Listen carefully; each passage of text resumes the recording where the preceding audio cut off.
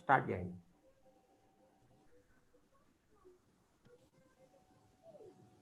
నమస్కారం అందరికీ.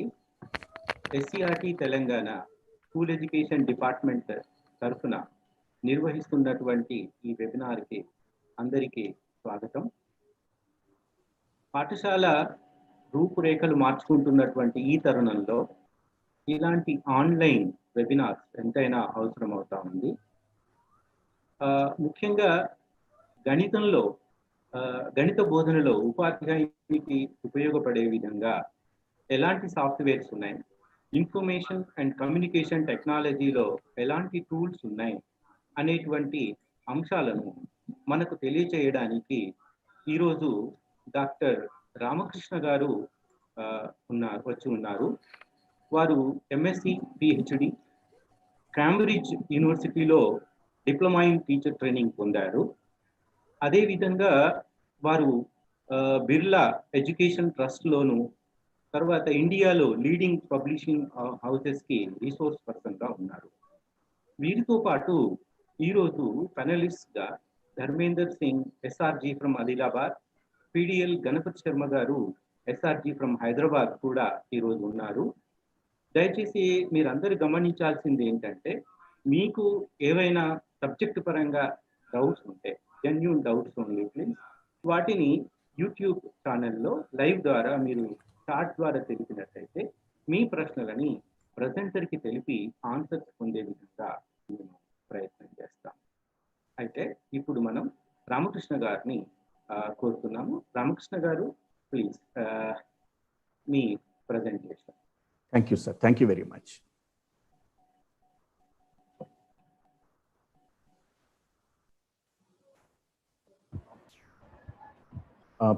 Presentation కనిపిస్తోందండి?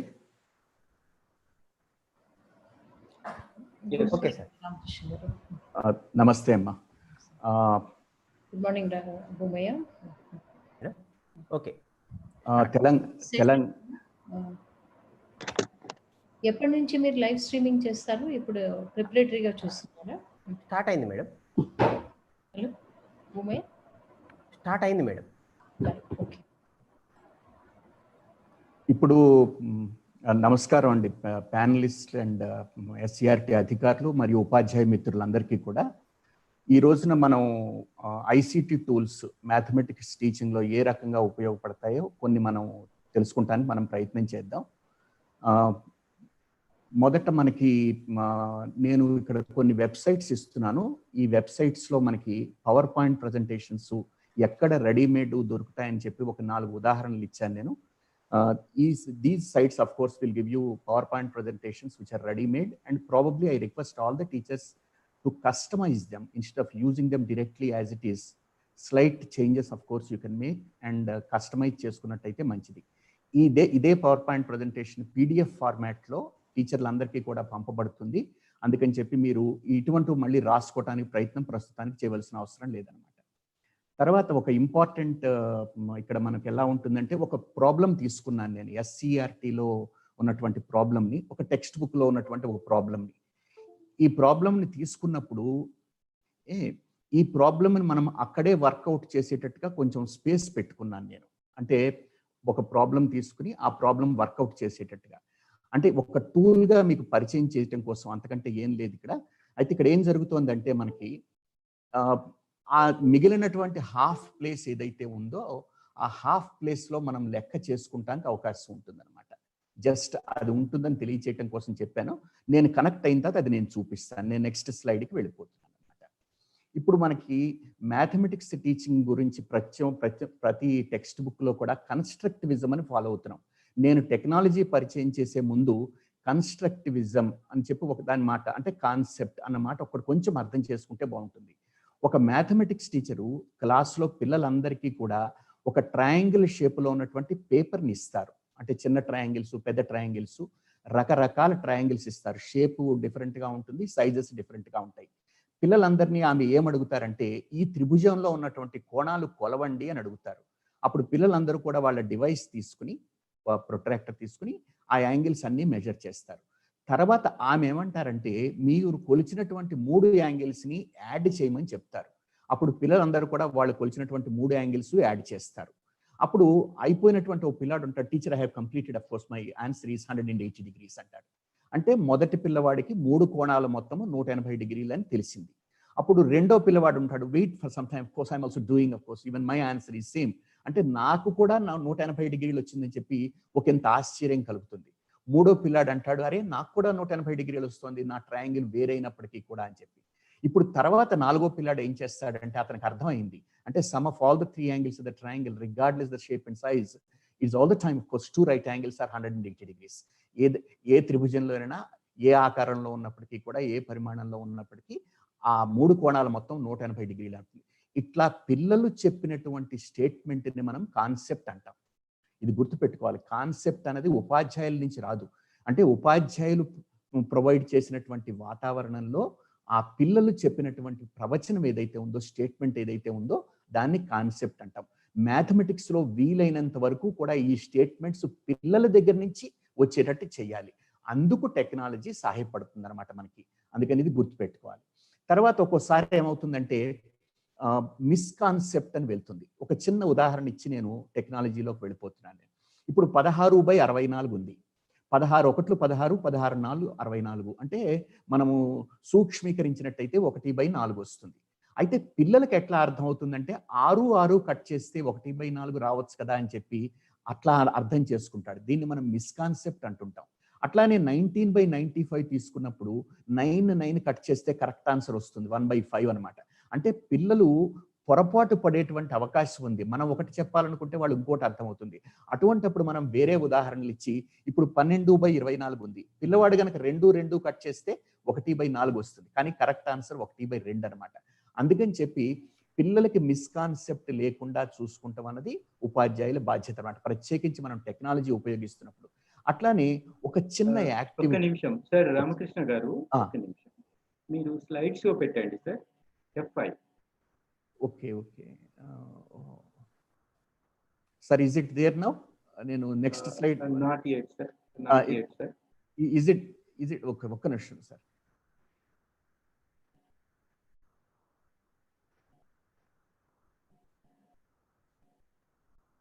Sir F5. yes sir. Okay sir. ఇప్పుడు మనకి నేను ఒక వెనక్కి స్లైడ్కి వెళ్తున్నాను ఒకసారి. ఇది మనకి ఇక్కడ లెక్క కనిపిస్తోంది మనకి. ఇది టెక్స్ట్ బుక్ లో సమ్. ఇదే టెక్స్ట్ బుక్ లో సమ్ను మనం సపోజ్ నేను చేసేటప్పుడు ఇక్కడ మనం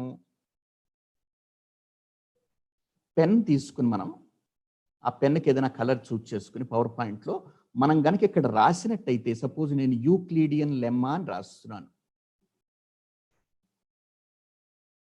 ఈ రాయటానికి మనకి స్టైలస్ అనేటువంటి ఒకటి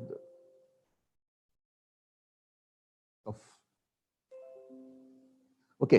సో ఇది మనకి రాయటానికి స్టైలస్ దొరుకుతుంది. ఆ స్టైలస్ తో మనం ఇప్పుడు సార్ ఫుల్ స్క్రీన్ వచ్చింది కదా. ఇప్పుడు మనం సార్ ఫుల్ స్క్రీన్ వచ్చిందా? మళ్ళీ నేను చేస్తాను అగైన్. ఓకే సార్, ఇప్పుడు నేను చేస్తాను సార్.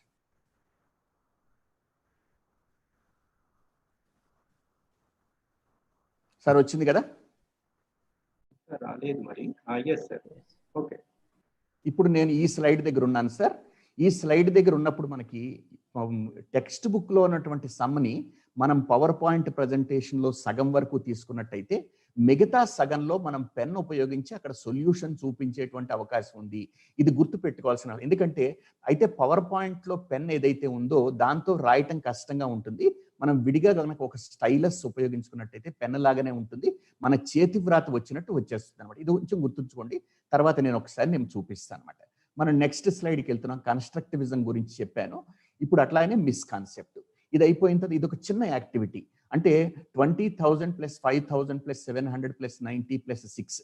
ఇది ఎక్స్పాండెడ్ నొటేషన్ అనుకున్నట్టయితే ఇటువంటి రిబ్బన్ లాంటి కాగితాన్ని మడిచినప్పుడు మనకి కేవలం 2 5 7 9 6 కనిపిస్తాయి అనమాట.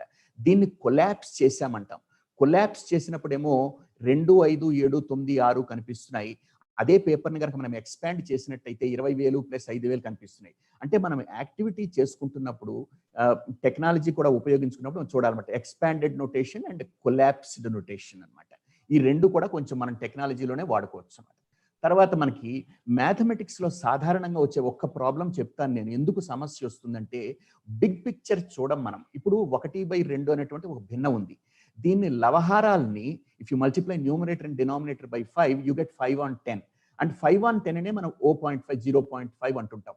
అంటే మామూలు సామాన్య భిన్నాలకి దశాంశ భిన్నాలకి సంబంధం మనం తెలియజేయాలి పిల్లలకు అనమాట. అట్లానే 1/2 అనే భిన్నాన్ని లవహారాల్ని 50తో గుణించినట్టయితే 50/100 అవుతుంది. హారంలో 100 ఉంది కాబట్టి మనం ఏం చేస్తాం % అంటాం. సెంటం అంటే 100, సెంట్ అంటే షార్ట్ ఫామ్, పర్సెంట్ అంటే బై 100. అంటే సామాన్య భిన్నాలకి దశాంశ భిన్నాలకి శాతాలకి ఉన్నటువంటి సంబంధాన్ని సూచిస్తున్నాం. తర్వాత ఇక్కడ మనకి 1:2 ఉంది.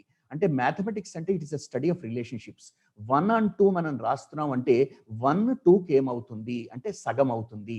1 2కి ఏమవుతుంది దాన్నే మనం 1:2 అంటాం. అంటే నిష్పత్తి. అంటే సామాన్య భిన్నాల్ని దశాంశ భిన్నాల్ని శాతాన్ని నిష్పత్తిని ఇవన్నీ కూడా మనం కలిపి చూపించగలిగినప్పుడు పిల్లలకి ఆ క్లారిటీ వస్తుంది అనమాట. అంటే భావనలో స్పష్టత రావాలంటే మ్యాథమెటిక్స్ లో ఉన్నటువంటి వివిధ అంశాలని మనం కలిపి చూపించగలిగి ఉండాలి. ఇది చాలా ఇంపార్టెంట్ మ్యాథమెటిక్స్ లో మనం మిస్ అవుతుంటాం అనమాట. ఇప్పుడు ఒక 2 సైట్స్ నేను ఇవాళ చూపిస్తున్నాను. ఇది మీకు వస్తుంది కాబట్టి మీకు షేర్ చేస్తున్నాం కాబట్టి మీరు ఇది రాసుకోవాల్సిన అవసరం లేదు. mathopenref.com అని ఒకటిను, తర్వాత వాల్టర్ ఫెండ్ అని చెప్పి ఒక జర్మనీ నుంచి ఒక సైట్. ఈ 2 సైట్స్ మాత్రం నేను వాడి అనేక చాప్టర్లు నేను ఇవాళ చూపిస్తున్నాను. అది అటు ఉదాహరణ కూడా ముందు చూపిస్తాను, తర్వాత యాక్చువల్గా ప్రాక్టికల్ వర్క్ చేస్తాను. ఇప్పుడు మనకి అక్కడ ఒక ఏం కనిపిస్తుంది, పిరమిడ్ కనిపిస్తుంది. ఓకే, అంటే త్రిభుజము భూమిగా కలిగినటువంటి ఒక పిరమిడ్ కనిపిస్తుంది. It's a pyramid of course with a triangular base has got 3 sides. దీన్ని మనం ఎక్స్ప్లోర్ చేసినప్పుడు మనం చూపించాను మనకి. అంటే మనం ఆ తలాలన్నీ కూడా విడిగా చూడొచ్చు. ఇది టెక్నాలజీలో ఉన్నటువంటి అడ్వాంటేజ్ అనమాట. So you are seeing a pyramid, you can increase the number of sites and decrease the number of sites, and you can explore that. You can show them all the surfaces there. అది టెక్నాలజీలో ఉన్నటువంటి. ఇది మనం చేసి చూస్తాం ఒకసారి. తర్వాత ఫిగర్లో suppose here you are seeing a cylinder of course. So you can open up the cylinder and you can tell them of this rectangular paper and that can be folded and you can make the lateral surface of a cylinder. అంటే మనం technology ఉపయోగించి ఒక సిలిండర్ని అట్లా open చేసి సిలిండర్లో ఉన్నటువంటి height ఏదైతే ఉందో రెక్టాంగులర్ పేపర్ యొక్క బ్రెడ్త్ అవుతుంది. అండ్ సిలిండర్లో ఉన్నటువంటి బేస్ సర్కంఫరెన్స్ 2πr ఏదైతే ఉందో అది మనకి ఏమవుతుందంటే ఇక్కడ దీర్ఘచతురస్రంలో పొడవు అవుతుంది, లెంగ్త్ అవుతుంది అని చెప్పి ఈ కంపారిజన్ మనం చూపించడానికి అవకాశం ఉంటుంది అనమాట టెక్నాలజీలో. తర్వాత టెక్నాలజీ ఉపయోగించి నేను MathOpenRef వాడతాను, ఎక్కువ సైట్స్ ఏం వాడట్లేదు. అక్కడ మనం గ్రాఫ్స్ గీసుకున్నప్పుడు అంటే ఇన్ఈక్వాలిటీ గ్రాఫ్ తీసుకున్నప్పుడు ఒకవైపు మనకి తలం కూడా మనం షేడ్ చేస్తాం. అంటే line greater than or equal to అన్నప్పుడు మనకి లైన్ వస్తుంది, ఒక పక్క తలం వస్తుంది అనమాట. జస్ట్ మనం గ్రేటర్ దాన్ అన్నప్పుడు ఒక తలం మాత్రం వస్తుంది, లేదా ఈజ్ ఈక్వల్ టు అని గీసినప్పుడు ఒక లైన్ మాత్రం వస్తుంది. ఇటువంటి గ్రాఫ్స్ మనం గీసుకున్నప్పుడు ఇప్పుడు మనకి సిలబస్ లో ఉన్నాయా లేదా తర్వాత సంగతి. మనం ఇన్ఈక్వాలిటీస్ కి ఈక్వాలిటీస్ కి గ్రాఫ్స్ మనం గీసుకునేటువంటి జస్ట్ మనం అక్కడ ఈక్వేషన్ మెన్షన్ చేస్తే సరిపోతుంది, మనకి గ్రాఫ్ డ్రా చేసి వస్తుంది. ఇది మీకు నేను ఈరోజు చూపిస్తున్నాను. తర్వాత మనకి 10th క్లాస్లో ఉన్నటువంటి క్వాడ్రాటిక్ ఈక్వేషన్ సాల్వ్ చేసేటప్పుడు మనం ఇక్కడ ఈ పర్టికులర్ కేసులో మనకి ఒక ఫంక్షన్ అంటే ఒక ప్రమేయాన్ని మనం అక్కడ రేఖాచిత్రం గీస్తున్నప్పుడు మనకి ఒక పేరాబోలా కానీ ఒక లైన్ కానీ ఈ రెండు సైమల్టేనియస్ గా ఒకేసారి గీసుకుంటాం. కానీ గీసుకుంటున్నప్పుడు మనకి అది ఒక స్పర్శ రేఖ అవుతుందా, లేకపోతే ఖండన రేఖ అవుతుందా, లేకపోతే దూరంగా దానికి దీనికి సంబంధం లేకుండా వెళ్తున్నాయా, ఇటువంటివన్నీ కూడా మనం చూసేటువంటి అవకాశం ఉంది. అంటే మనం ఇక్కడ ఒక y = x², ఒక పరావలయాన్ని మనం చూడడానికి అవకాశం ఉంది. We can see that parabola of course when y = x² graph is drawn. Then మనకి ఇది మొన్న చూపించినట్టుగా ఒక సిద్ధాంతం అన్నమాట. అంటే ఒక వృత్తంలో చేపము కేంద్రం వద్ద చేసే కోణం మిగతా వృత్త పరిధి మీద ఏదేని బిందువు వద్ద చేసే కోణానికి రెట్టింపు ఉంటుంది. The angle subtended by an arc at the center of the circle is twice the angle subtended by that arc at any point on the remaining part of the circle. అంటే ఇందులో మనం ఏం చేస్తున్నాం, ఆ వృత్త పరిధి మీద తీసుకున్న బిందువు ఎక్కడైనా తీసుకోవచ్చు, తర్వాత ఆ కోణాన్ని మనం మార్పు చేసుకోవచ్చు, కేంద్రం వద్ద చేసే కోణాన్ని. అంటే ఈ మార్పు చేసుకునేటువంటి గుణం ఏదైతే ఉందో, అంటే ఈ పరామితిని మార్పు చేసుకుంటాం, అది ఒక జావా అప్లెట్ వల్ల సాధ్యం అవుతుంది అనమాట. అదే మనం బోర్డు మీద గీసుకున్నట్టయితే ఒకటే చిత్రం ఉంటుంది, ఒకటే కేసు మనం పరిగణనలో తీసుకుంటాం. కానీ మనం ఒక యాప్లెట్ వాడుతున్నప్పుడు, జావా యాప్లెట్ వాడుతున్నప్పుడు అనేకమైనటువంటి కేసులను తీసుకుని మనం ఆ దృగ్విషయాన్ని, ఆ ఫినామినన్ని మనం స్టడీ చేసేటువంటి అవకాశం ఉంటుందన్నమాట. ఇప్పుడు మొన్న చూపించినటువంటిది ఇది ఒక త్రిభుజంలో ఉన్నటువంటి లంబ సమద్విఖండ రేఖ, అంటే భుజాల లంబ సమద్విఖండన రేఖలు, perpendicular bisectors of the sides of the triangle, angle bisectors, medians and altitudes, ఇవన్నీ ఒకేసారి డ్రా చేసి ఒక సమబాహు త్రిభుజంలో ఈ 4 బిందువులు, ఈ మిళిత బిందువులు ఏవైతే ఉన్నాయో ఒకే చోటకు వస్తాయి అని చెప్పి మనం ఒక జావా అప్లెట్ ద్వారా మనం ఈ రోజు చూస్తాం అనమాట. అంటే త్రిభుజంలో ఉన్నటువంటి భుజాల లంబ సమద్విఖండన రేఖలు, కోణాల సమద్విఖండన రేఖలు, మధ్యగతాలు, తర్వాత మన ఆల్టిట్యూడ్స్, ఉన్నతులు, ఈ 4 గీసి ఈ 4 మిళిత బిందువులు కూడా ఒకే చోటకు వస్తాయి. మనం తీసుకున్నది సమబాహు త్రిభుజం అయినట్టయితే in an equilateral triangle all the points of coincide, concurrence, they coincide, they meet at one point and particularly, and that triangle is an equilateral triangle. ఇది మనం స్టడీ చేస్తాం, టెక్నాలజీలో ఉన్నటువంటి ఒక ఉపయోగం అనమాట. తర్వాత మనకి నేను ఒక 100 కన్స్ట్రక్షన్స్ ఇస్తాను మీకు, నిర్మాణాలు అనమాట. అంటే నిర్మాణాలు మనకి ఎంత చక్కగా, అంటే మనం బోర్డు మీద సాధారణంగా ఏదైనా వుడెన్ మనకి టూల్స్ పెట్టి మనం గీసినప్పుడు అంత కరెక్ట్ గా మనకి స్పర్శరేఖలు అవి కూడా ఖండించుకుంటాయని ఒక్కోసారి మనకి ఒకే బిందువు దగ్గర కలుస్తాయా వృత్తం రేఖ కూడా అని చెప్పి మనకు డౌట్ వస్తుంది. కానీ మనకి చక్కగా చేసినటువంటి కన్స్ట్రక్షన్స్, మీకు ఒక 100 కన్స్ట్రక్షన్స్ ఎక్కడ ఉంటాయో చూపిస్తాను. మీరు 6వ తరగతి నుంచి 10వ తరగతి వరకు చేసేటువంటి ఈ జ్యామితీయ నిర్మాణాలన్నీ కూడా, geometrical constructions, all of them you will find at one place and again it is at math open reference.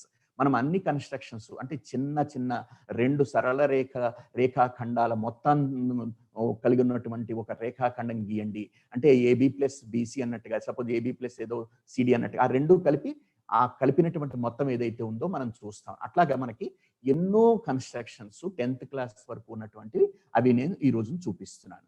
Next నేను చూపించేది ఇది ఒక సిద్ధాంతం, అంటే 10th క్లాస్లో మనకి బేసిక్ ప్రపోర్షనాలిటీ థీరం మొదటి సిద్ధాంతం అనమాట. ఇక్కడ మనం ఏం అర్థం చేసుకోవాలంటే, ఇక్కడ ఒక త్రిభుజం కనిపిస్తోంది, ఆ త్రిభుజంలో ఒక భుజానికి మనం సమాంతర రేఖ గీసాం, అంటే మిగిలిన 2 భుజాలని కూడా ఒకే నిష్పత్తిలో ఖండించింది. ఇక్కడ మనం 2 చూస్తాం, ఇక్కడ 2:2, ఇటు పక్క ఇక్కడ 3 ఉంది, 2:3. ఇటు పక్క ఏముంది, ఇక్కడ కూడా ఇది 2 ఉంది, ఇటు పక్క 3 ఉంది. అంటే త్రిభుజం యొక్క షేప్ని రకరకాలుగా నేను మార్చుకుంటూ నేను మిగతా 2 భుజాలని ఒకే నిష్పత్తిలో విభజిస్తోంది ఆ రేఖ అని చెప్పి మనం నిరూపిస్తామన్నమాట. అంటే బేసిక్, అంటే మళ్ళీ ఆ నిష్పత్తి మార్చుకోవచ్చు. And if a line is drawn parallel to one side of a triangle, it divides other 2 sides in the same ratio, and that we are going to prove taking different ratios and taking different lengths of sides of the triangle we have considered. అంటే ఇక్కడ AB, అక్కడ మనకి భూమి కనిపిస్తోంది, త్రిభుజం యొక్క భూమి, A', B' లేదా A', B' అని చెప్పి ఒక రేఖ గీసాం. ఆ రేఖ గీసినప్పుడు మిగిలిన 2 భుజాలు కూడా, అంటే Z ని G అంటుండాలి, గుర్తుపెట్టుకోండి, BG AG, ఈ 2 భుజాలని కూడా ఈ A', B' అని గీసినటువంటి సమాంతర రేఖ ఒకే నిష్పత్తిలో ఖండించింది. ఇక్కడ కనిపిస్తుంది మనకి 2:3, ఇటుపక్క ఉంటే ఇటుపక్క కూడా 2:3 ఉంది, అంటే నిష్పత్తులు సమానంగా ఉంటాయి అని చెప్పారు. నిష్పత్తులు సమానంగా ఉంటాయని ప్రపోర్షన్ అంటాం మనం, అందుకని చెప్పి దీన్ని బేసిక్ ప్రపోర్షనాలిటీ థియరం అంటుంటాం అన్నమాట. తర్వాత మనకి నేను ఇవాళ చూపించేది ఇది ఒక చక్రీయ చతుర్భుజం. చక్రీయ చతుర్భుజం అంటే ఒక చతుర్భుజంలో ఉన్నటువంటి శీర్షాలన్నీ కూడా ఒక వృత్తం మీద ఉన్నాయి, అంటే 4 కూడా, అంటే 3 బిందువులు ఎప్పుడైనా ఇచ్చినప్పుడు ఒక వృత్తం గీయటం అనేది సర్వసాధారణం. అయితే 4వ బిందువు కూడా, అంటే చతుర్భుజం యొక్క 4వ శీర్షం కూడా వృత్తం మీద ఉన్నట్టయితే అటువంటి చతుర్భుజాన్ని మనం చక్రీయ చతుర్భుజం అంటాం. If all the 4 vertices of the quadrilateral lie on a circle, and that quadrilateral is called a cyclic quadrilateral.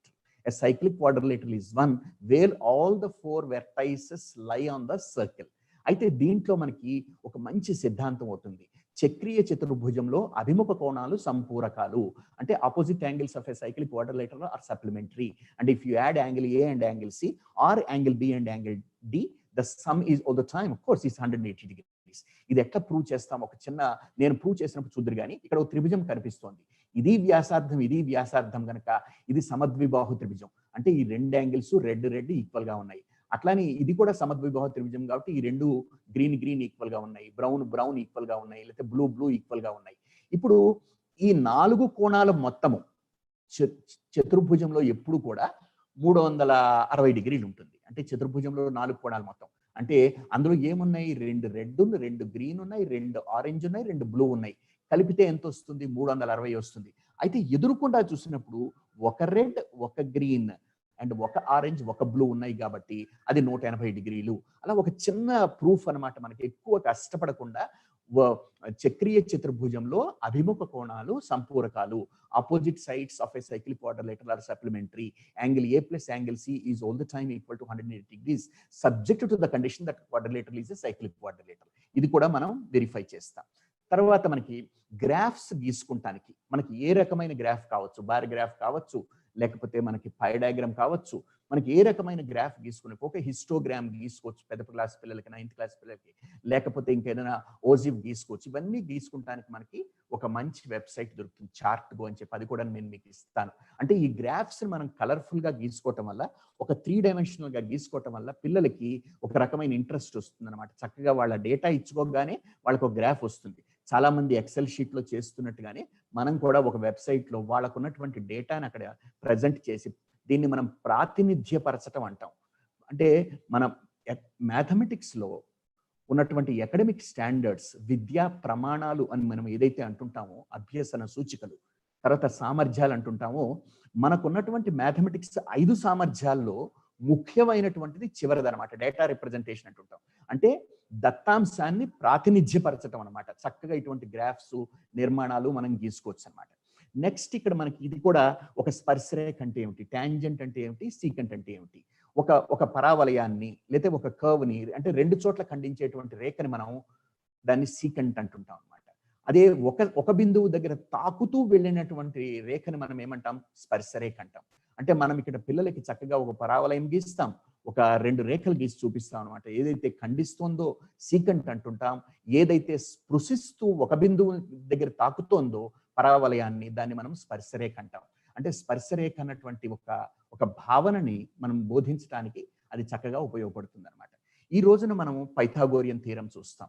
Pythagorean థీరంలో మధ్యలో కనిపించేటువంటి ఇది గ్రీన్ కలర్ లో ఉన్నటువంటి త్రిభుజం ఏదైతే ఉందో అది లంబకోణ త్రిభుజం అవుతుంది.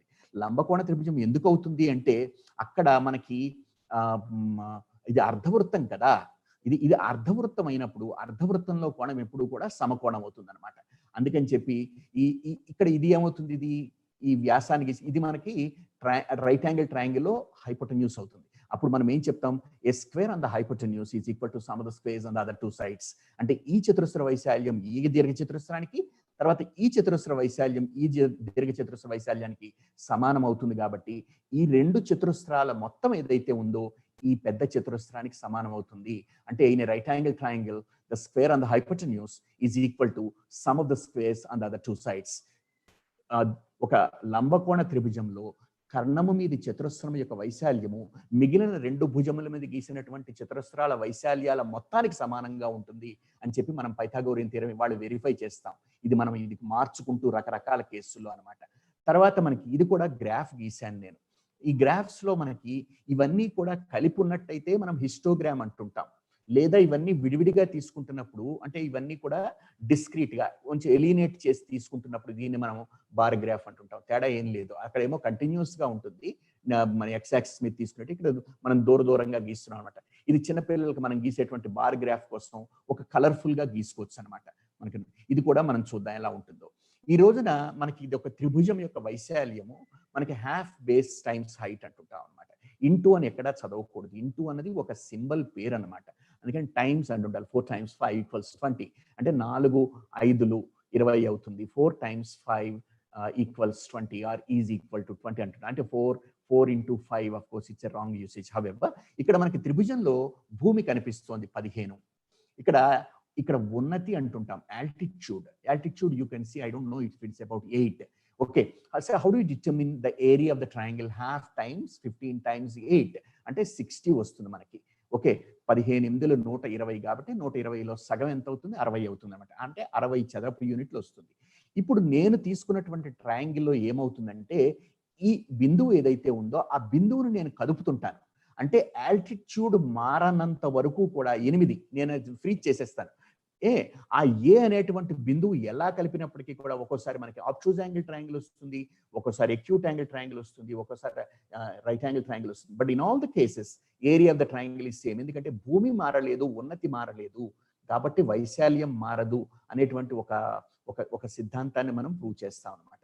అట్లానే మళ్ళీ మనం అక్కడే మళ్ళీ ఏం చేయొచ్చు అంటే ఒక రెక్టాంగిల్ లేదా ఒక ప్యారలలోగ్రామ్, ఒక ట్రయాంగిల్ తీసుకుంటాం, లేకపోతే 2 ప్యారలలోగ్రామ్ తీసుకుంటాం. మనకి ఎన్నో సిద్ధాంతాలు ఉన్నాయి. సపోజ్ 2 ప్యారలలోగ్రామ్స్ తీసుకున్నప్పుడు 2 parallelograms lying on the same side and between the same parallels, of course they're equal in area. అంటే 2 సమాంతర చతుర్భుజాలు ఒకే భూమి మీద 2 సమాంతర రేఖల మధ్యలో ఉన్నట్టయితే ఆ 2 సమాంతర చతుర్భుజాల వైశాల్యాలు సమానంగా ఉంటాయి. ఒకటి త్రిభుజము ఒకటి సమాంతర చతుర్భుజం అయినప్పుడు ఇప్పుడు ఎలా ఉండాలి? ఒకే భూమి మీద 2 సమాంతర రేఖల మధ్యలో ఉన్నటువంటి ఒక త్రిభుజము ఒక సమాంతర చతుర్భుజం తీసుకున్నప్పుడు త్రిభుజము యొక్క వైశాల్యం సమాంతర చతుర్భుజం యొక్క వైశాల్యంలో సగం ఉంటుంది. The area of the triangle is half the area of the parallelogram in case they both lie on the same base and lie between the same parallel lines. ఇది ఇటువంటివి మనం వెరిఫై చేస్తాం. తర్వాత మనకి ఇక్కడ మనకి స్వరూపాలు అని చెప్పి 2 త్రిభుజాలు చెప్తున్నాం. అంటే స్వరూప త్రిభుజాలు అంటున్నాం. ఈ 2 ఒక రకంగా ఉన్నాయి. The look alike. ఎందుకున్నాయి స్వరూప త్రిభుజాలు అంటే నేను ఒక క్రైటీరియన్ తీసుకుంటున్నాను. అంటే ఏ ఆధారంగా మనం చెప్తున్నాం? ఈ త్రిభుజంలో 3 భుజాలు, ఆ త్రిభుజంలో 3 భుజాలు పోల్చినట్టయితే ఇక్కడ మనకి 8.5 ఉంది, కరెక్ట్ గా 2 రెట్లు 17 ఉంది, అంటే డబల్ ఉంది. అంటే ఇక్కడ 14 ఉంది, ఇక్కడ 28 ఉంది, అంటే డబల్ ఉంది. ఇక్కడ 10.9 ఉంది, ఇక్కడ దానికి డబల్ 21.8 ఉంది. అంటే భుజాల నిష్పత్తులు అనుపాతంలో ఉన్నాయి కాబట్టి and the ratio of the lengths of the sides are in proportion, and therefore these 2 triangles they look similar అన్నమాట. అంటే 2 త్రిభుజాలు స్వరూపాలు కావటానికి నియమం ఏది మనకు స్టడీ చేస్తున్నాం? SSS. అంటే ఈ త్రిభుజంలో 3 భుజాలు, ఆ త్రిభుజంలో 3 భుజాలు తీసుకున్నప్పుడు అనురూప భుజాల నిష్పత్తి, అంటే ratio of the sides of the corresponding ratio of corresponding sides, అది there in proportion, of course the ratio is same. And అప్పుడు మనకి స్వరూపాలని చెప్తాం. అంటే SSS నియమం ప్రకారం ఈ 2 త్రిభుజాలు కూడా స్వరూపాలుగా ఉన్నాయని చెప్పి మనకి తెలుస్తుంది అనమాట. తర్వాత మనకి ఇక్కడ ఒక ట్రిగ్నామెట్రీకి వెళ్ళినప్పుడు ఇక్కడ ఒక త్రిభుజం కనిపిస్తోంది. త్రిభుజంలో మనకి ఇక్కడ మనం అన్ని మార్చుకోవచ్చు. అంటే ఏ శీర్షాన్నైనా నేను మార్చి దానికి తగ్గట్టుగా భుజాల యొక్క కొలతలు మారిపోతాయి, కోణాలు మారిపోతాయి. ఒక పర్టికులర్ కేసులో మనకి ఇప్పుడు ఇక్కడ యాంగిల్ ఏ తీసుకున్నాం, 60 degrees ఉంది. సైన్ ఆఫ్ 60 degrees ఎట్లా వస్తుంది? మనకి ఎదుటి భుజము బై ఇక్కడ కర్ణం, అంటే 26/30. అంటే ఇక్కడ 60 degrees opposite side measure is 26 and hypotenuse is 30. And how do you determine sine of 60 degrees? It is 26 on 30, and that's how you get this value. And atlane manaki ikkada sine of 30 degrees undi. Manaki sine of 30 degrees ఉన్నప్పుడు opposite side is say 15 and hypotenuse is 30. How do you determine this sine of 30 degrees? And 15 on 30, and that will give you exactly 1/2. That's 0.5 వస్తుంది అనమాట. అంటే ఇక్కడ మనం ఏం అర్థం చేసుకోవాలంటే ఈ త్రిభుజాన్ని యొక్క షేప్స్ ను మారుస్తూ, అంటే ప్రతిదీ లంబకోణ త్రిభుజమే, అది గుర్తుపెట్టుకోండి. Sine of A and sine of C మనం కనుక్కుంటుంటాం అనమాట. ఈ 2 నిష్పత్తులు కూడా ఎదుటి భుజము బై కర్ణం అవుతుంది అని చెప్పి మనం కనుక్కుంటాం. తర్వాత మనకి ఇదే ట్యాన్ కూడా కనుక్కుంటాం ట్రిగ్నామెట్రీలో. ఇప్పుడు మనం టెక్నాలజీలోకి ఎంటర్ అవుతున్నాం. నేను నా వెబ్సైట్స్లోకి వెళ్ళిపోతున్నాను. నేను ఈ రోజున 2 వెబ్సైట్స్ వాడాను. ఆ 2 వెబ్సైట్స్ మీకు ఈ పవర్ పాయింట్ ప్రజెంటేషన్లో మెన్షన్ చేశాను. ఇప్పుడు నేను స్టాప్ షేర్ చేసుకుని నేను వెబ్సైట్స్కి వెళ్ళిపోతున్నాను నేను. ఓకే, అండ్ నాకు ఒకసారి చెప్పండి, ఒక్క నిమిషం టైం ఇవ్వండి. ఇప్పుడు నేను ఎట్లా వెళ్తున్నానో ఇందాక అడిగారు నాకు, నేను షేర్ చేస్తాను. ఇది నేను వెబ్సైట్స్కి వెళ్తున్నాను ఫస్ట్. అండ్ ఇది మీరు గూగుల్ సెర్చ్ తీసుకుంటారు జనరల్గా. ఒక్కొక్క నిమిషం, నేను స్క్రీన్ షేర్ చేస్తున్నాను.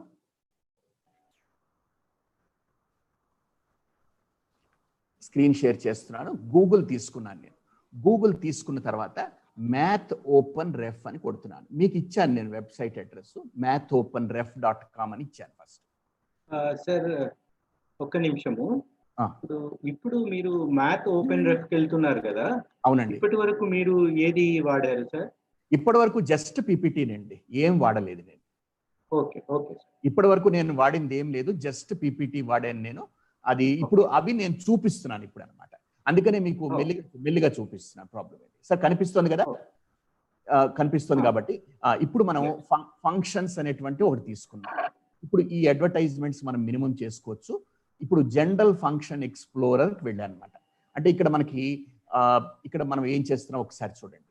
ఫస్ట్ నేను స్కేల్ డిసైడ్ చేసుకుంటున్నాను. స్కేల్ డిసైడ్ చేసుకుంటున్నప్పుడు అక్కడ మీరు 10 పెట్టుకోవచ్చు. అండ్ అది అప్పర్ లిమిట్ అన్నమాట. ఇది డౌన్ లిమిట్ 10 పెట్టుకున్నాను నేను. మీరు మెల్లిగా తెలుసుకోవచ్చు, కంగారేం లేదు. నేను చూపించినటువంటి సైట్ మాత్రం మ్యాథ్ ఓపెన్ రెఫ్. ఇక్కడ లోవర్ లిమిట్ ఎక్స్ అక్షం మీద -10 పెట్టుకున్నాను అండ్ అప్పర్ లిమిట్ వచ్చి 10 పెట్టుకున్నాను. ఇప్పుడు నేను ఈ స్క్రీన్ ని కావాలంటే పెద్దగా చేసుకోవచ్చు. ఇప్పుడు నాకు ఫుల్ స్క్రీన్ వచ్చింది. ఇక్కడ ఫుల్ స్క్రీన్ వచ్చిన తర్వాత ఇప్పుడు మనం x² అనేటువంటి ఫంక్షన్ గ్రాఫ్ గీయాలి. అది మీరు ఒకసారి గమనించండి. ఇప్పుడు f(x) ఉంది కదా, x² ఎలా గీస్తామంటే x రాస్తారు మీరు.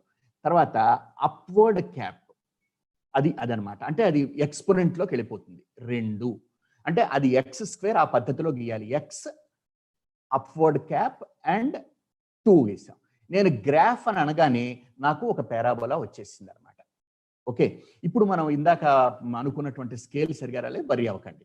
ఇప్పుడు నేను రెండవ గ్రాఫ్ గీయాలి. రెండవ గ్రాఫ్ గీయాలంటే ఏదో 2x + 5 అంటే ఒక లైన్ వస్తుంది. ఇక్కడ ఎట్లా గీస్తానన్నది జాగ్రత్తగా అంచండి. రెండో గ్రాఫ్ గీస్తున్నాను, అది మాది చెరపకుండానే. ఇంటూ అని కొట్టేటప్పుడు స్టార్ కొట్టాలి. 2 × x. తర్వాత మీరు +5 అని కొడుతున్నాను అనుకో, ప్లస్ ఇక్కడ ఏదైనా నేను ఒక 5 కొట్టాను. అంటే y = 2x + 5 అనేటువంటి గ్రాఫ్ మనం గీస్తున్నాం. ఒకేసారి మీరు పారాబోలా, రకరకాల పారాబోలా గీయచ్చు, ఒక పారాబోలా గీసి ఒక లైన్ గీయచ్చు. గ్రాఫ్ అనగానే మనకు ఆ లైన్ వచ్చేస్తుంది అనమాట. అది అంతకంటే ఏం లేదు, ఇందులో చాలా చిన్న విషయం. మీరు 2x + 5 గీసినప్పుడు 2x దగ్గర 2 × x, ఇంటూని మనం సూచించటానికి స్టార్ పెడతాం. అది ఎక్స్పోనెంట్ x² లో ఈ 2 అనేటువంటిది ఘాతం కాబట్టి ఘాతము అక్కడ సూచించేటప్పుడు అప్వర్డ్ క్యాప్ సూచించాలి. అంతే. మనం ఏ ఫంక్షన్ అయినా సరే మనం దీంట్లో చూపించుకోవచ్చు. నేనేం చేస్తున్నాను ఇప్పుడు, ఇది గ్రాఫ్స్ గీసాం మనం. ఎస్కేప్ అని కొట్టాను నేను. ఎస్కేప్ అని కొట్టి మళ్ళీ నేను వెనక్కి వెళ్తున్నాను. వెనక్కి వెళ్ళి ఇప్పుడు మనం గ్రాఫ్స్ లో మనం పరావలయాలు అవి చూసాం కాబట్టి ఒకసారి తర్వాత ఇందులో చూసుకోండి మీకు ఉన్నట్టు. నేను నెక్స్ట్ దాంట్లో ఒక క్వాడ్రిలేటరల్స్కి వెళ్ళాను. నేను క్వాడ్రిలేటరల్స్కి వెళ్ళినప్పుడు ఇటువంటి అడ్వర్టైజ్మెంట్లు మనం తీసేసుకోవచ్చు. ఎన్నో క్వాడ్రిలేటరల్స్ ఉన్నాయి మనకి. ఇక్కడ ప్యారలలోగ్రామ్ డెఫినేషన్ ఏమిటి అని చెప్పి మనం ఒక ప్యారలలోగ్రామ్ ఎక్స్ప్లెయిన్ చేస్తున్నాం. ఇక్కడ మనకు ఒక ప్యారలలోగ్రామ్ కనిపిస్తుంది. ప్యారలలోగ్రామ్ కనిపించినప్పుడు దీన్ని పట్టుకుని మనం కదపడానికి వీల్లేని ఒకసారి నేను ఎస్కేప్ చేసుకుంటాను. ఇప్పుడు ఇక్కడ చూడండి ఒకసారి, ఈ అడ్వర్టైజ్మెంట్లు తీసేసుకోవచ్చు. ఇది సమాంతర చతుర్భుజం లక్షణాలు మనం చూస్తున్నాం. ఓకే, ఇలా చూపించి మనం వాళ్ళకి అభిముఖ భుజాలు సమాంతరంగా ఉంటాయి, అభిముఖ భుజాలు ఈక్వల్ గా ఉంటాయి, ఇట్లా అన్నప్పుడు అది అసలు యాల్టిట్యూడ్ కూడా కనిపిస్తుంది అనమాట. యాల్టిట్యూడ్స్ అంటే ఏమిటి అవన్నీ కూడా చెప్పచ్చు అనమాట మనం. ఓకే, ఆపోజిట్ యాంగిల్స్ ఈక్వల్ గా ఉంటాయి. ఓకే, ఈ 2 కోణాలు సమానంగా ఉంటాయి, ఈ 2 కోణాలు సమానంగా ఉంటాయి, ఎదుటికుండా ఉండే భుజాలు సమానంగా ఉంటాయి అని చెప్పి ఇవన్నీ కూడా మనం చూపించేటువంటి అవకాశం ఉందన్నమాట. ఓకే, ఇది మనం బేస్ అంటే ఏమిటి, యాల్టిట్యూడ్స్ అంటే ఏమిటి, ఇవన్నీ కూడా చెప్పడానికి సమాంతర చతుర్భుజం అంటే తీసుకున్నాం. మళ్ళీ నేను వెనక్కి వెళ్తున్నాను. ఇప్పుడు వెనక్కి వెళ్ళి ప్యారలలోగ్రమే కాకుండా అన్ని రకాల కైట్ దగ్గర నుంచి అన్నీ ఉన్నాయన్నమాట మనకి ఇక్కడ. ఓకే, ట్రిపిజాయిడ్ ఉంది, తర్వాత రెక్టాంగిల్స్ ఉన్నాయి, ఇవన్నీ. మళ్ళీ వెనక్కి వెళ్ళిపోతున్నాం. వెనక్కి వెళ్ళిన తర్వాత మీకు నేను ఇందాక చెప్పిన కన్స్ట్రక్షన్స్లో మీరు ఇక్కడ మీరు ఒక టేబుల్ని మీరు గమనించినట్టయితే ఒక 100 కన్స్ట్రక్షన్స్ ఉన్నాయి. ఎన్నో కన్స్ట్రక్షన్స్ ఉన్నాయి ఒకేసారి. నేను ఒక చిన్న కన్స్ట్రక్షన్ ఒకటి చూపిస్తాను. అంటే perpendicular bisector of A line segment ఎట్లా గీస్తాం అంటే ఇది క్లిక్ చేసుకుంటాం. అంటే ఇప్పుడు మనం ఏం చేయొచ్చు, మనం ఇది కావాలంటే పెద్దగా చేయొచ్చు. పెద్దగా చేసిన తర్వాత రన్ అంటే కన్స్ట్రక్షన్ అదే చేసేస్తుంది, లేకుంటే నేను స్టెప్ బై స్టెప్ చేసుకోవచ్చు. నేను ప్రస్తుతానికి రన్ చేస్తున్నాను. అంటే మనకు ఒక రేఖాఖండం ఇవ్వబడింది. More than half, of course, we take as the radius. We draw 2 arcs, of course, on either side of the line segment. And without changing the radius, taking Q as center, we draw 2 more arcs to cut the previous 2 arcs. And 2 points of intersection we join them. And this is how we get the perpendicular bisectors of PQ. అంటే P కేంద్రంగా PQలో సగం కంటే ఎక్కువ వ్యాసార్థంతో 2 చేపాలు గీస్తాం. వ్యాసార్థం మార్చకుండా Q కేంద్రంగా మళ్ళీ 2 చేపాలు గీస్తాం. ఈ చేపాల ఖండన బిందువులు 2 కలుపుతాం. కలిపినందువల్ల మనకి ఏమవుతుంది, PQ అనేటువంటి రేఖాఖండం 2 భాగాలుగాను PQకి లంబంగాను మనం దీన్ని గీసాం కాబట్టి ఇప్పుడు మనం గీసిన దాన్ని మనం ఏమంటాం, లంబ సమద్విఖండన రేఖ అంటాం. ఎందుకంటే లంబంగా ఉంది, ఇక్కడ 90 డిగ్రీలు ఉంది.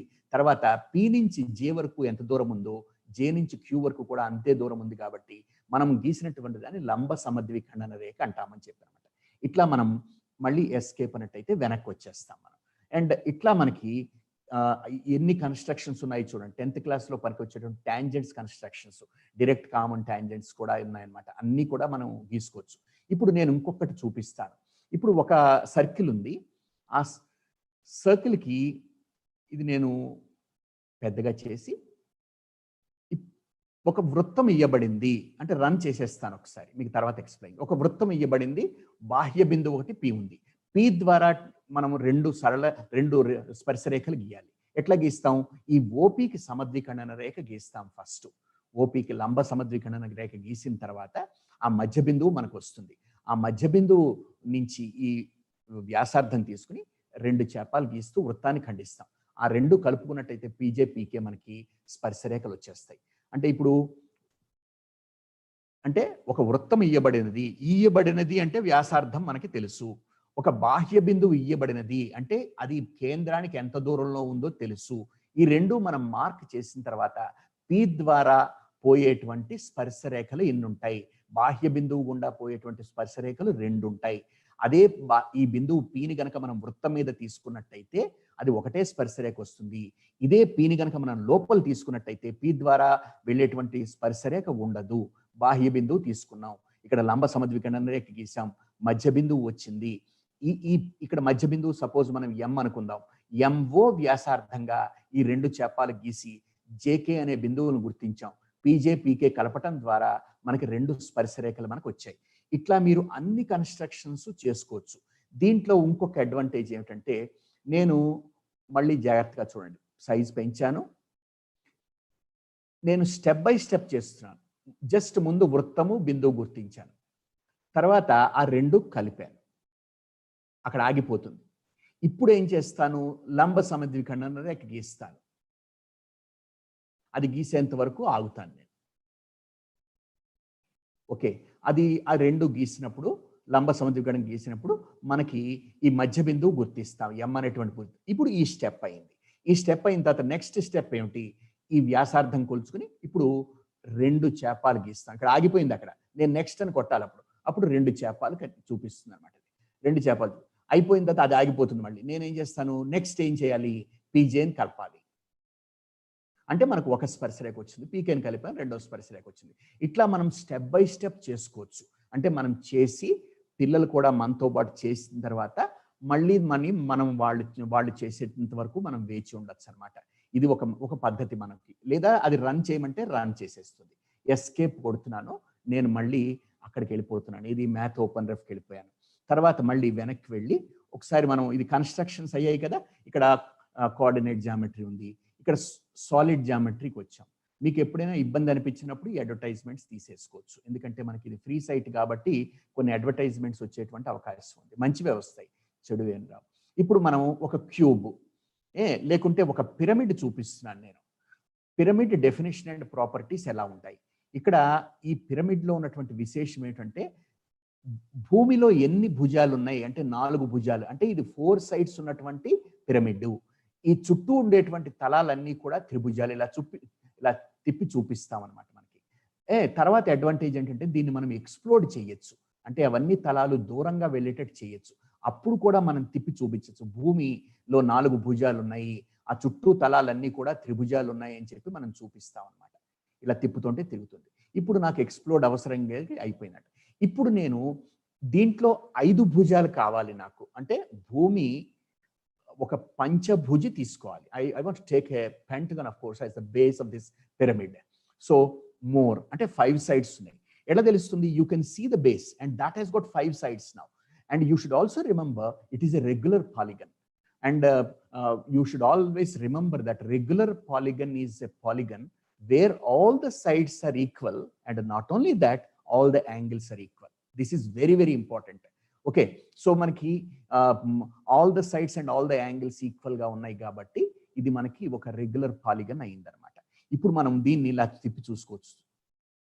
అప్పుడు మనకి ఏంటంటే వాళ్ళకి లేటరల్ సర్ఫేస్ ఏరియా అని, టోటల్ సర్ఫేస్ ఏరియా అని ఆ ఫార్ములే చెప్పడం తేలిక అవుతుంది అనమాట. ఎందుకంటే ఈ త్రిభుజాలు ప్రతిదీ కూడా భూమి ఇంటూ ఎత్తు అని అనే బదులు ఇది పెరిమీటర్ తీసుకోవచ్చు, అంటే చుట్టుకొలత తీసుకోవచ్చు. హాఫ్ ఇంటూ చుట్టుకొలత, పిరమిడ్ చుట్టుకొలత ఇంటూ ఇది వాలు ఎత్తు తీసుకోవాలన్నమాట. ఎందుకంటే త్రిభుజం యొక్క ఎత్తు అంటే ఈ పిరమిడ్ యొక్క వాలు ఎత్తు కాబట్టి. అట్లా మనము ఈ దీని వైశాల్యం ఎట్లా కనుక్కుంటాయో తెలుస్తుంది అనమాట. ఒకవేళ ఇంకా ఎక్కువ సైడ్స్ కావాలి లేకపోతే ఇంకా తక్కువ సైడ్స్ కావాలంటే ఇప్పుడు 6 సైడ్స్ ఉన్నాయి, అంటే మనం షడ్భుజి తీసుకున్నాం. ఇక్కడ నేను రెగ్యులర్ అని ఎప్పుడైతే అన్నానో ఇది క్రమషడ్భుజి, అంటే ఈ పిరమిడ్ యొక్క బేస్ ఒక క్రమషడ్భుజి అయ్యింది. అంటే 6 భుజాలు 6 కోణాలు కూడా సమానంగా ఉన్నాయి కాబట్టి అనమాట. అంటే మనం ఇప్పుడు పిరమిడ్ గురించి నేర్చుకున్నాం. అట్లానే ఇలా పిరమిడ్ గురించి, సిలిండర్ గురించి, ఇందాక మనం సిలిండర్ గురించి నేను చెప్తానని చెప్పాను కదా, ఇప్పుడు ఒక సిలిండర్ చూస్తున్నాం మనం ఒకసారి. ఓకే, ఇప్పుడు ఇది ఇక్కడ రైట్ యాంగిల్ ఉంది కాబట్టి రైట్ సిలిండర్ అన్నాం. ఓకే, ఇప్పుడు మనం ఈ బిందువు పట్టుకుని మనం ఇలా డ్రాగ్ చేస్తున్నప్పుడు వ్యాసార్థం పెరుగుతుంది. వ్యాసార్థము మనకు ఒక లెక్కలో వస్తుంది. వ్యాసార్థం డబల్ చేస్తే వాల్యూమ్ వచ్చి 4 రెట్లు అవుతుంది అనమాట. ఓకే, అంటే ఇలా ఉన్నటువంటి ట్యాంక్ ఎన్ని నీళ్లు పడుతుందో వ్యాసార్థాన్ని రెట్టింపు చేసినప్పుడు 4 రెట్లు నీళ్లు ఎక్కువ పడుతుంది. ఎందుకంటే దీని ఫార్ములా πr²h కాబట్టి అనమాట. అట్లాగే మనకి ఇది ఎత్తు మార్చుకుంటూ ఉండొచ్చు మనం.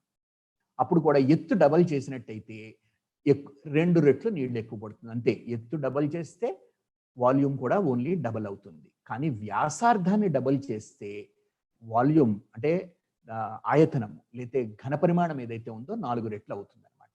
మీరు మరీ ఆయతనం అన్నట్టు రాకపోతే ఘన పరిమాణం అన్నట్టయితే వాల్యూమ్ అని తెలుస్తున్నట్ట. ఇట్లా సిలిండర్ గురించి నేర్చుకున్నాం మనం. ఇప్పుడు ఇందులో మీకు కావాల్సినటువంటి సాలిడ్ జియోమెట్రీలో అన్నీ ఉన్నాయి. సిలిండరు, స్పియర్ ఉంది, కోన్ ఉంది, అండ్ ప్రిజం ఉంది, అన్నీ ఉన్నాయి అనమాట. నేను మళ్ళీ వెనక్కి వెళ్తున్నాను. ఒకటే సైట్లో ఉన్నాను, గుర్తుపెట్టుకోండి. ఇక్కడ ట్రిగ్నోమెట్రీ ఫంక్షన్స్ తీసుకుంటున్నాను నేను. ట్రిగ్నోమెట్రీ ఫంక్షన్స్ తీసుకుని ఇక్కడ సైన్ ఇన్ రైట్ యాంగిల్స్ తీసుకున్నాను నేను.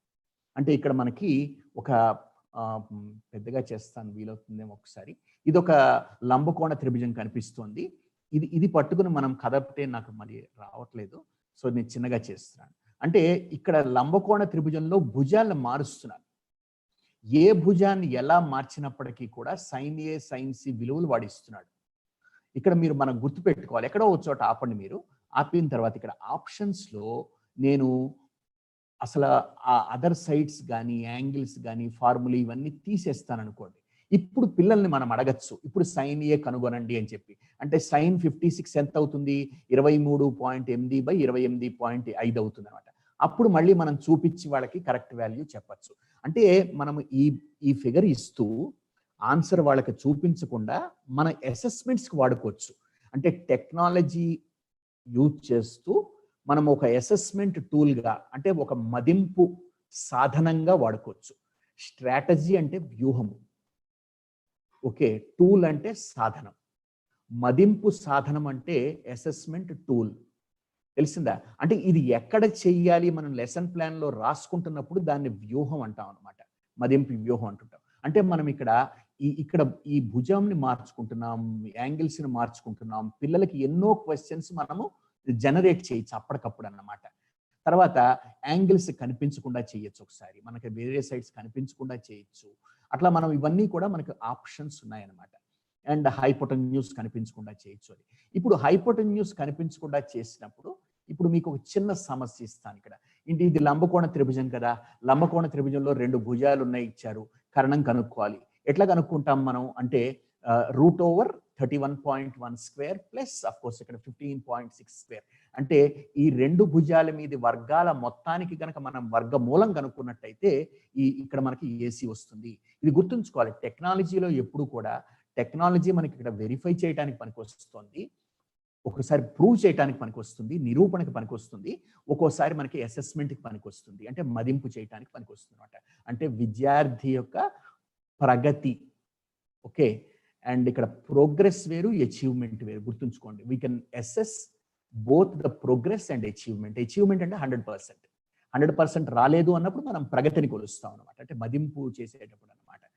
ఇది మనకి ఇది మనకి ఎక్కడ ఉన్నాం, ట్రిగ్నోమెట్రీలో ఉన్నాం.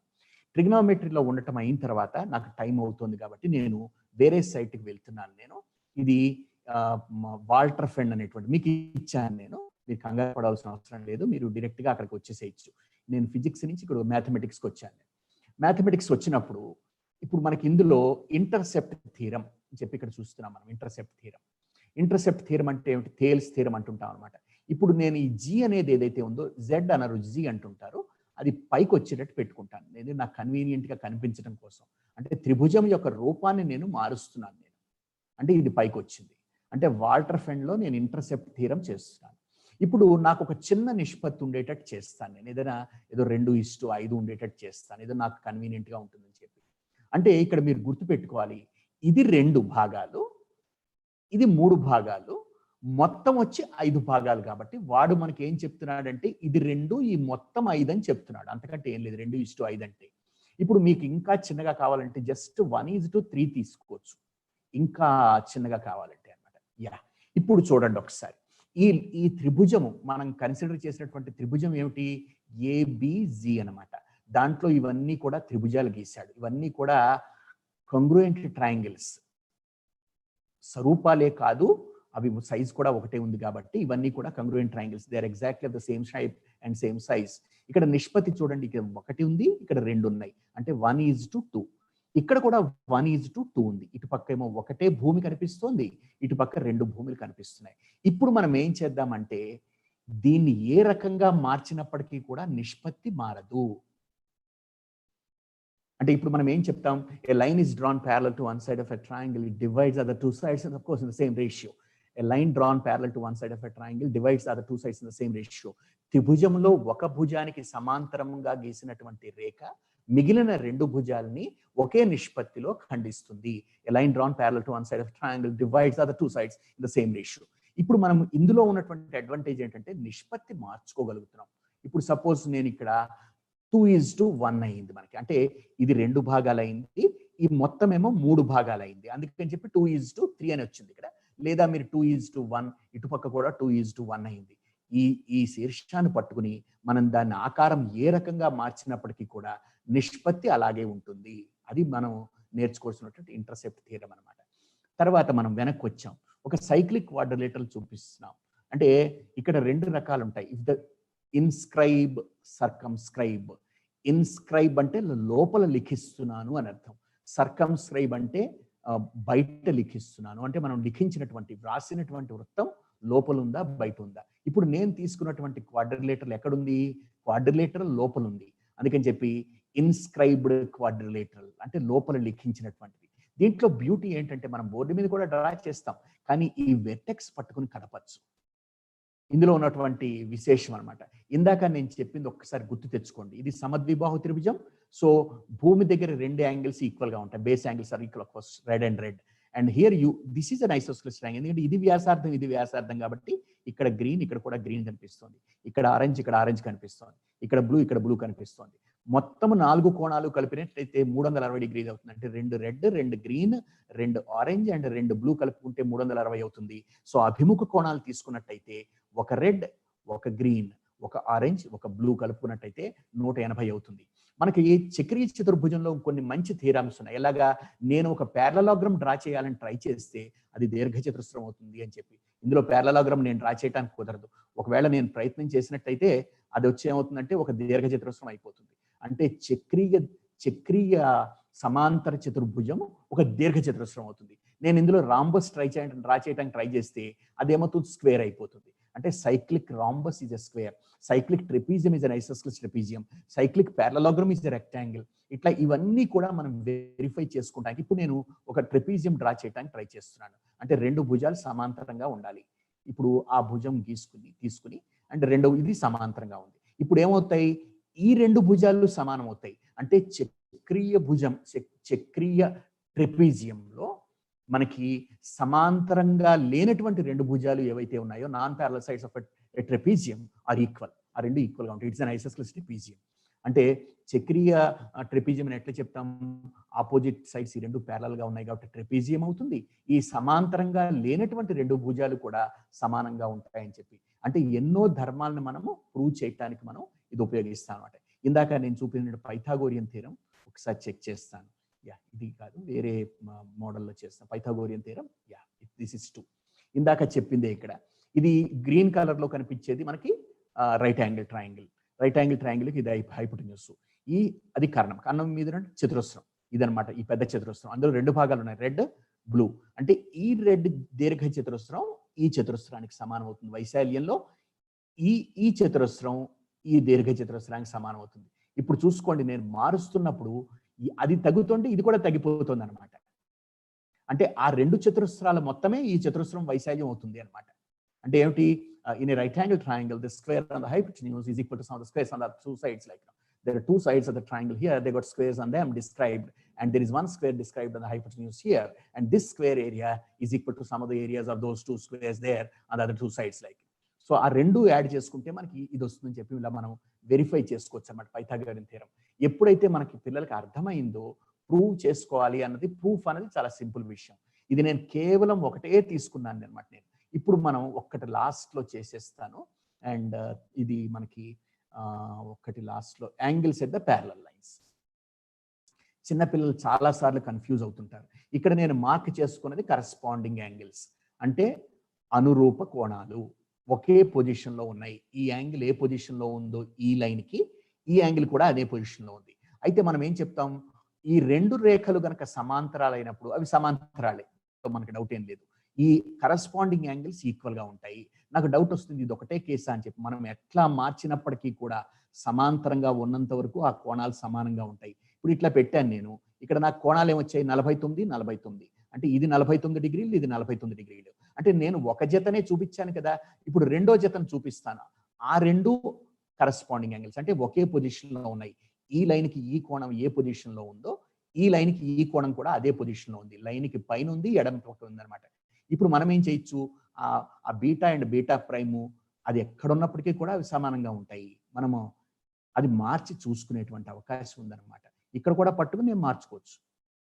అంటే కేవలం సమాంతరంగా ఉండాలి, ఆ ధర్మం మనకు పోకూడదు. మనం తీసుకున్నటువంటి రెండు లైన్లు సమాంతరంగా ఉన్నప్పుడు అనురూప కోణాలు ఇక్కడ 4 జతలు వస్తాయి. ఆ 4 జతలు కూడా సమానంగా ఉంటాయి. అలాగే మనకి ఆల్టర్నేట్ యాంగిల్స్ సమానంగా ఉంటాయి. తర్వాత interior angles lying on the same side, of course they are supplementary. అంటే మనం ఇక్కడ ఏం చెప్తాం, ఎన్నో కోణాలు చూపిస్తున్నాం. అంటే రెండు సమాంతర రేఖల్ని ఒక తిర్యగ్రేఖ ఖండించగా ఏర్పడినటువంటి అనురూప కోణాలు సమానము. తర్వాత ఆల్టర్నేట్ యాంగిల్స్, మర్చిపోయాను నేను, ఆల్టర్నేట్ యాంగిల్స్ సమానం అవుతాయి. తర్వాత తిర్యగ్రేఖకి ఒకే లోపల ఉండేటువంటి అంతర్కోణాల మొత్తం ఎప్పుడు కూడా 180 డిగ్రీలు అవుతుంది. అంటే ఈ కోణమేమో, ఈ కోణం మనకి అధిక కోణం కనిపిస్తుంది, 90 కంటే పెద్దది. ఇది 90 కంటే చిన్నగా ఉంది. ఈ రెండు కలిపినప్పుడు ఎప్పుడు కూడా మనకి 180 డిగ్రీలు వస్తుంది అనమాట. ఇదేమో 133, ఇదేమో 47. వాడు ఇక్కడ ఇచ్చేస్తాడు మనకి కోణాలు అనమాట. కలిపితే 180 డిగ్రీలు వస్తుంది. ఇట్లా మనము ఇవన్నీ ప్రూవ్ చేసుకోవచ్చు. నేను ఇప్పుడు క్వశ్చన్స్ తీసుకుంటాను. నేను రెండే సైట్స్ వాడాను, ఒకటి మ్యాథ్ ఓపెన్ రెఫ్ వాడాను, ఒకటేమో మనకి వాల్టర్ ఫెండ్ వాడాను. ఈ రెండు కూడా నేను పవర్ పాయింట్ ప్రజెంటేషన్లో మెన్షన్ చేయటం జరిగింది. ఆ రెండు సైట్స్ చేసి మీరు దరిదాపు ఒక 4-5 చాప్టర్స్ మీరు చక్కగా చేసుకోవచ్చు. ఆల్జిబ్రాలో గ్రాఫింగ్ చేసుకోవచ్చు. తర్వాత చెప్పండి ఒకసారి, మీరు నిర్మాణాలు చేసుకోవచ్చు, సిద్ధాంతాలు చేసుకోవచ్చు. కాబట్టి ఇప్పుడు నేను షేరింగ్ స్టాప్ చేశాను. మీరు ఏదైనా ప్రశ్న అడిగితే నేను సమాధానం చెప్పడానికి రెడీగా ఉన్నాను. Thank you sir. మా చాలా మంది ఉపాధ్యాయులు చాలా చక్కటి ప్రోగ్రామ్, మాకు బాగా యూస్ఫుల్గా ఉంటుందని చెప్పి తమ ఫీడ్బ్యాక్ ఇస్తూ ఉన్నారు.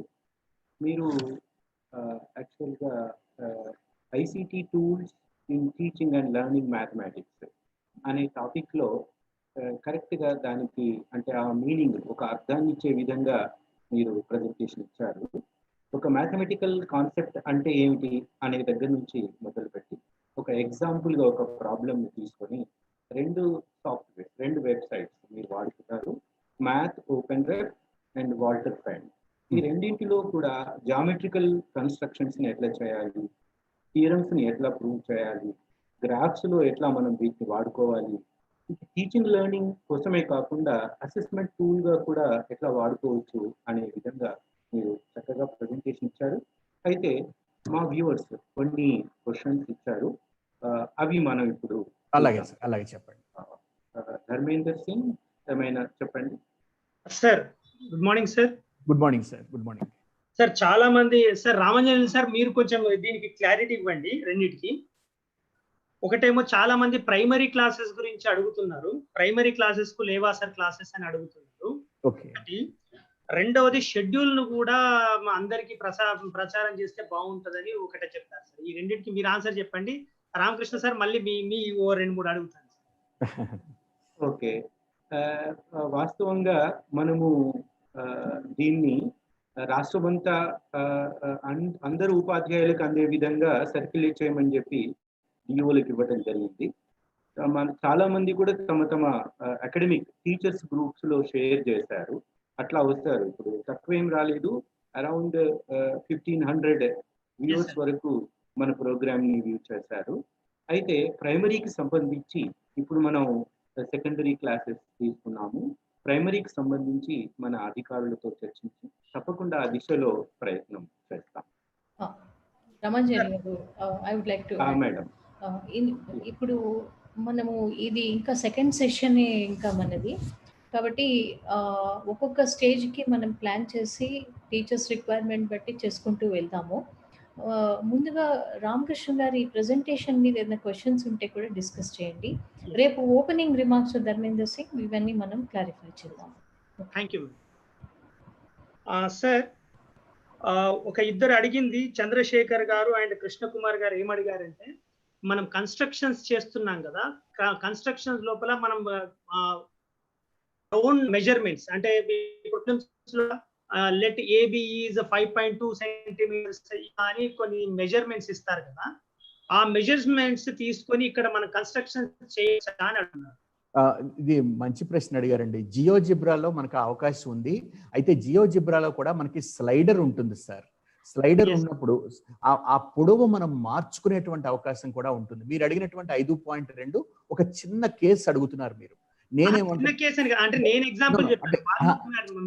అంటే నేను అడిగేది మనం స్పెసిఫిక్ గా మనం ఏదైతే మెజర్మెంట్ అనుకుంటున్నామో మనకి జియోజిబ్రాలో ఎటువంటి అవకాశం ఉంటుందంటే స్లైడర్ పెట్టుకుని మనం పొడవు మార్చుకునేటువంటి అవకాశం ఉంటుంది. అయితే నేను ఇవాళ చేసినటువంటి మ్యాథ్ ఓపెన్ రెఫ్ లో మనకి ప్రొసీజర్ మాత్రమే తెలుస్తుంది సార్. ఎందుకంటే మనం దేని తర్వాత ఏం చేస్తున్నాం అని చెప్పి, అంతే తప్పితే మనం మెజర్మెంట్ తీసుకునేటువంటి అవకాశం మ్యాథ్ ఓపెన్ రెఫ్ లో లేదు, జియోజిబ్రాలో ఉంటుంది అనమాట. అది అంటే నాకు 45 నిమిషాలే 50 నిమిషాలే అనేసరికి ఇంకేమైనా ప్రశ్నలు ఉన్నాయా? ఇంపార్టెంట్ క్వశ్చన్ తీసుకున్నాను. లేదు, మంచి ప్రశ్న. ఇంకొక క్వశ్చన్ సార్, అంటే మన మ్యాథమెటిక్స్ 10th క్లాస్ లోపల సిలబస్ లో కాంబినేషన్ ఆఫ్ సాలిడ్స్ ఉన్నాయి. అంటే హెమిస్పియర్ ఆన్ సిలిండర్ అని, కోన్ ఆన్ సిలిండర్ అని కాంబినేషన్ ఆఫ్ సాలిడ్స్ ఉన్నాయి. వాటిపైన కొన్ని ప్రాబ్లమ్స్ ఉన్నాయి. వాటిని విజువలైజ్ చేయడానికి ఇవి ఏమైనా ఉపయోగపడతాయి ఈ వెబ్సైట్?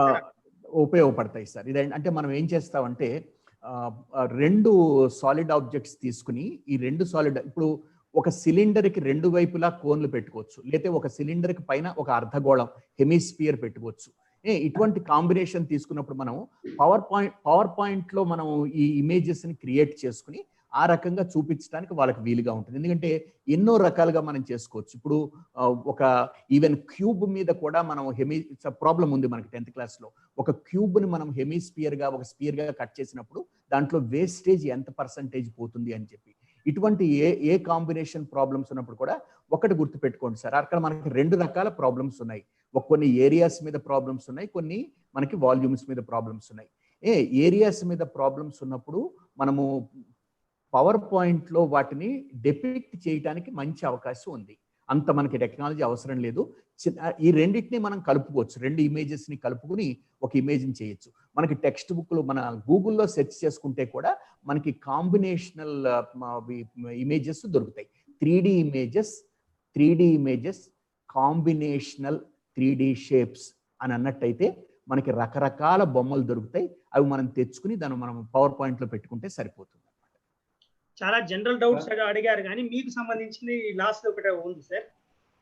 వెంకటరాజు గారు అని హైట్స్ అండ్ డిస్టెన్సెస్ ప్రాబ్లమ్స్ ఉంటాయి కదా సార్, ఆ వర్బల్ ప్రాబ్లమ్స్ ని మనం పిక్చర్ గా మార్చడానికని మనము ఓన్లీ పవర్ పాయింటే వాడవచ్చా, ఇంకా వేరేది ఏమన్నా వాడవచ్చా అని అడుగుతున్నాను.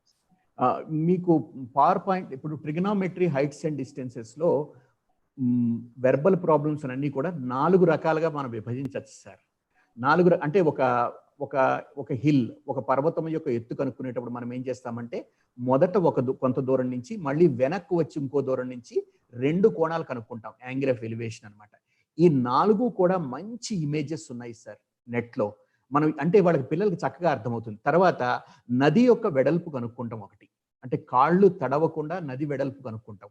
అంటే నది అవతలి ఒడ్డున గనక మనకు ఒక టవర్ ఉంటుందని మనం ఇమాజిన్ చేసుకోగలిగినట్టయితే ఆ టవర్ ఎత్తు కనుక్కోగలుగుతాం, తర్వాత నది వెడల్పు కనుక్కోగలుగుతాం. అది 2వ రకం అనమాట. 3వ రకం ప్రాబ్లమ్స్ లో మనం ఏం చేస్తుంటామంటే, ఇప్పుడు ఎదురుకుండా ఒక పెద్ద బిల్డింగ్ ఉంది, నా ఇల్లు గ్రౌండ్ ఫ్లోర్ లోనే ఉంది, అంటే నాకు ఫస్ట్ ఫ్లోర్ కూడా ఏం లేదనుకోండి. నేనేం చేయొచ్చు, ఎదురుకుండా ఉండే బిల్డింగ్ ఎత్తు కనుక్కోవచ్చు.